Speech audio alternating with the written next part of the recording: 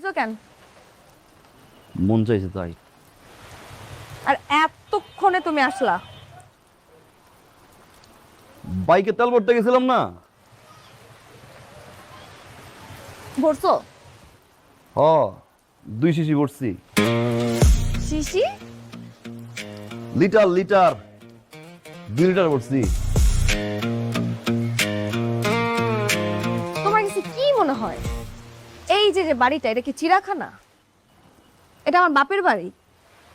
আর আমি না চিড়াখানার কোনো প্রাণী না যে তুমি যখন তখন দেরি করে আসবা আর একটা শীষ বাজাবে আর দৌড়ে তোমার কাছে চলে আসবো হাসতে হাসতে। এটা না সম্ভব না। হ ভাই, তো কেন আমু? থাকতে পারো আমার ছাড়া? ছটফট করো দিয়ে আবার। আমি তোমার কেডা? পিনিক। কি? পিনি?